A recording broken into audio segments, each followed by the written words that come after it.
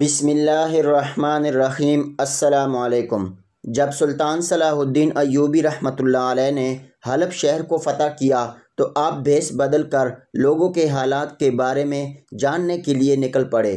سلطان اپنے گھوڑے پر سوار ہو کر پورے شہر میں گھومتا رہا، لیکن کوئی بھی سلطان صلاح الدین ایوبی رحمۃ اللہ علیہ کو پہچان نہ سکا۔ لیکن جب بھی سلطان کسی سے بات کرتا تو وہ لوگ بڑے حیران ہوتے کہ ایک عام آدمی کے لہجے میں اتنا رعب و دبدبا اور دہشت کیسے ہے، لیکن کوئی بھی یہ نہ پہچان سکا کہ اس کے پیچھے چھپے ہوئے بھیس میں ان کا اپنا سلطان صلاح الدین ایوبی رحمۃ اللہ علیہ ہے۔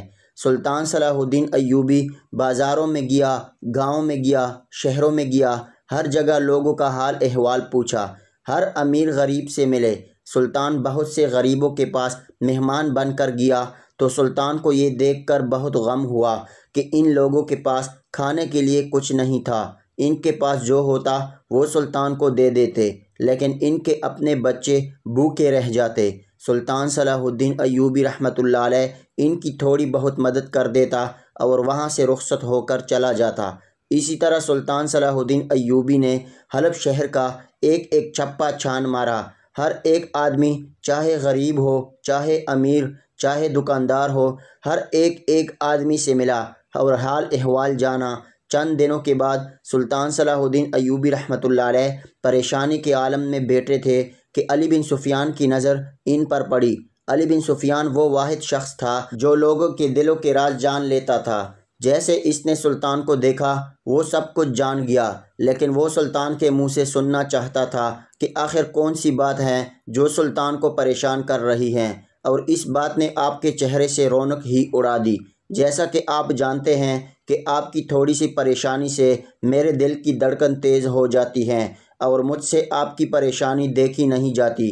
یہ باتیں علی بن سفیان سلطان صلاح الدین ایوبی رحمۃ اللہ علیہ کی خوشامد میں بالکل نہیں کہہ رہا تھا، کیونکہ وہ بھی اچھی طرح جانتا تھا کہ سلطان کو خوشامدی سے بہت نفرت ہے۔ تاریخ گواہ ہے کہ علی بن سفیان سلطان صلاح الدین ایوبی کا بہت بڑا ساتھی اور مخلص تھا، اور بہت سی فتوحات میں علی بن سفیان نے سلطان صلاح الدین ایوبی کا بہت بڑا ساتھ دیا۔ سلطان صلاح الدین ایوبی علی بن سفیان سے مخاطب ہوتے ہوئے کہنے لگا کہ اے علی، میں نے حلب شہر میں بھیس بدل کر پورے شہر کا حال احوال جانا، غریبوں کے پاس گیا، ان کا حال احوال جانا، لیکن اس ایک بات جس کی وجہ سے مجھے ایک لمحے کے لیے بھی سکون نہیں مل رہا وہ یہ ہے کہ حلب شہر کے لوگ زیادہ تر غریب ہیں۔ وہ بہت محنتی ہیں، ایماندار اور مخلص ہیں، لیکن ان کے پاس اتنے وسائل نہیں ہیں کہ وہ 2 وقت کی اچھی روٹی کھا سکے، اور میں چاہتا ہوں کہ ان کے لیے کچھ خاص کیا جائے۔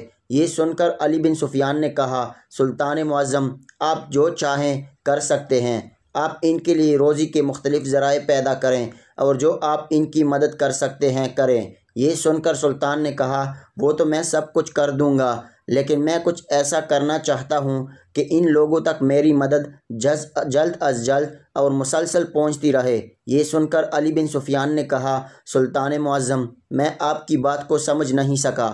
تو یہ سن کر سلطان نے فرمایا، میں چاہتا ہوں کہ خاص مقام پر ایک وسیع لنگر کا اہتمام کروں، اور وہ لنگر ہفتے میں ایک دن تمام غریبوں کو کھانا کھلائے گا، اور اس لنگر میں عام کھانا نہیں بلکہ جو کھانا میں کھاتا ہوں وہ ان غریبوں کو کھلایا جائے، تاکہ حلب شہر کے کسی بھی غریب کے دل میں یہ بات نہ آئے کہ سلطان بیٹھ کر عیاشیاں کر رہا ہے اور ہم ادھر روکھی سوکھی روٹی کھا رہے ہیں۔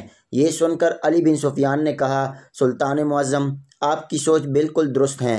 پھر سلطان نے حکم دیا کہ خاص جگہ پر ایک جگہ تیار کراؤ اور پورے حلب شہر میں تمام غریبوں تک یہ پیغام پہنچا دو کہ ہفتے کے ایک دن وہ اسی لنگر میں آ کر کھانا کھا سکتے ہیں۔ علی بن سفیان نے حکم کی تعمیل کی اور کھانے والی جگہ کا اہتمام کیا، اور کھانے کا بھی اہتمام کیا گیا، اور لوگوں تک پیغام پہنچایا گیا کہ سلطان کے بھیجے ہوئے سواری کے جانور انہیں غریبوں کو لے کر آتے، اور ہفتے کے ایک دن وہ اس لنگر خانے میں کھانا کھاتے اور سلطان کو دعائیں دیتے اور چلے جاتے۔ وقت گزرتا رہا اور سلطان صلاح الدین ایوبی اب بڑا خوش تھا کہ میرے شہر کے لوگ وہ کھانا کھا لیتے ہیں جو ایک سلطان کھاتا ہے۔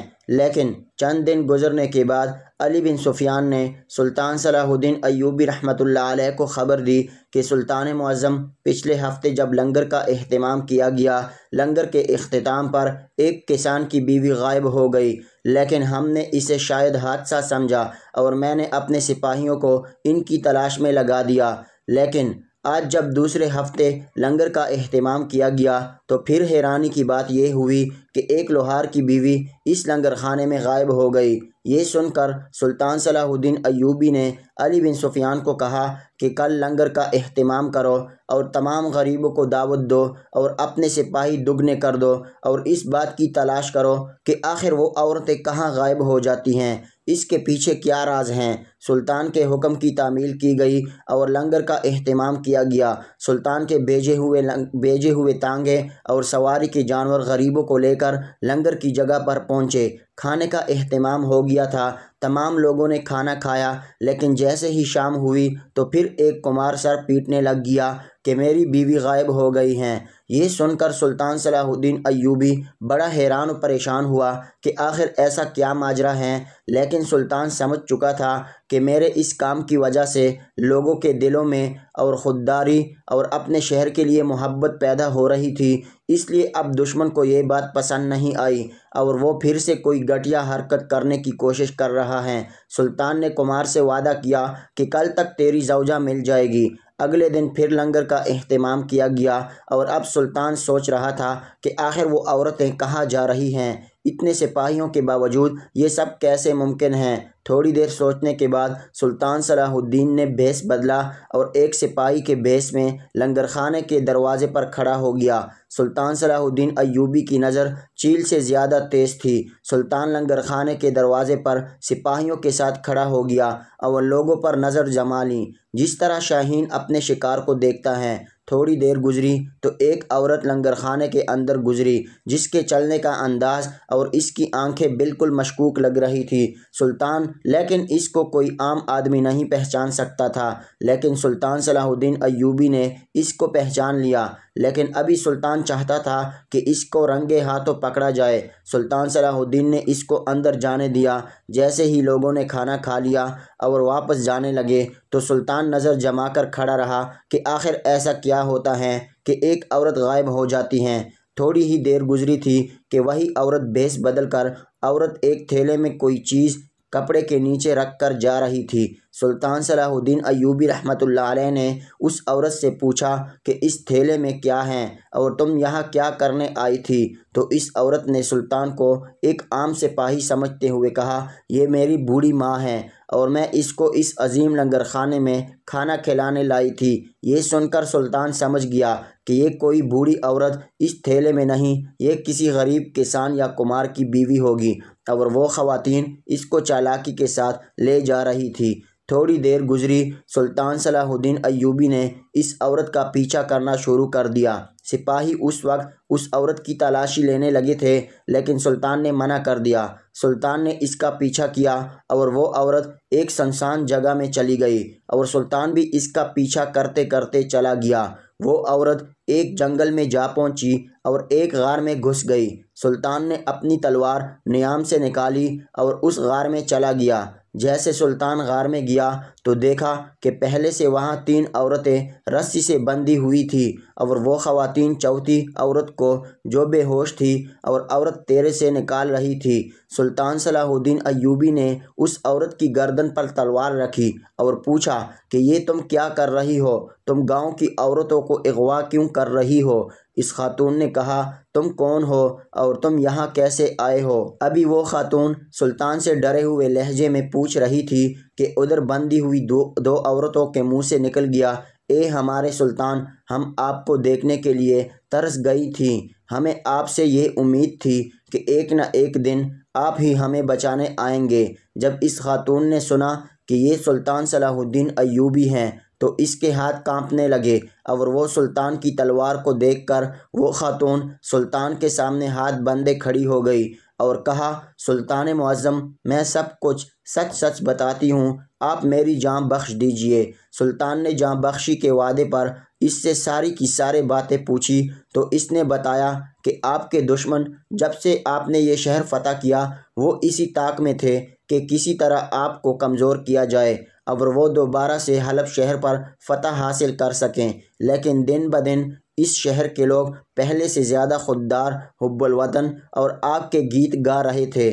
یہ بات آپ کے دشمن کو پسند نہیں آئی اور اس لیے اس نے یہ کام انجام دیا تھا تاکہ لوگوں کے دلوں میں خوف بیٹھ جائے، اور اس واقعے سے سلطان کی بے حد بدنامی ہوگی اور حلب شہر کے لوگوں کا سلطان صلاح الدین ایوبی رحمۃ اللہ علیہ سے اعتبار اٹھ جائے گا اور دشمن اس شہر کو دوبارہ فتح کر لے گا۔ یہ سن کر سلطان صلاح الدین ایوبی نے اپنی تلوار ہوا میں لہراتے ہوئے اور نعرہ بلند کرتے ہوئے کہا کہ جب تک سلطان کے جسم میں آخری سانس بھی ہیں، میرے دشمن فتح کیے گئے ایک بھی قلعے کو ہاتھ بھی نہیں لگا سکتا۔ اس کے بعد سلطان صلاح الدین ایوبی رحمۃ اللہ علیہ اس عورت کی مدد سے اپنے دشمن تک جا پہنچا اور اس کو انجام تک پہنچایا۔ یورپی مورخ لین پال لکھتا ہے کہ عقل مند ہونا الگ بات ہے اور بہادر ہونا ایک اور نعمت ہے، لیکن جب عقل مندی، حکمت عملی اور دلیری مل جائیں تو وہ صفائے سلطان صلاح الدین ایوبی رحمۃ اللہ علیہ کے کسی دوسرے انسان کو نہیں جچتی، کیونکہ ان تینوں چیزوں کی جیتی جاگتی مثال جو کہ دنیا نے اپنی آنکھوں سے دیکھی اور تاریخ کے پنے چیخ چیخ کر اس بات کی گواہی دیتے ہیں کہ اللہ تعالیٰ نے اس کائنات میں سلطان صلاح الدین ایوبی جیسا اور کوئی نہیں بنایا کہ جس نے حضرت عمر فاروق رضی اللہ تعالیٰ عنہ کے بعد بیت المقدس کو فتح کیا۔ آپ سے گزارش ہے کہ ہمارے چینل کو لائک، شیئر اور سبسکرائب کیجیے اور آخر میں کمنٹ باکس میں درود پاک ضرور لکھیے۔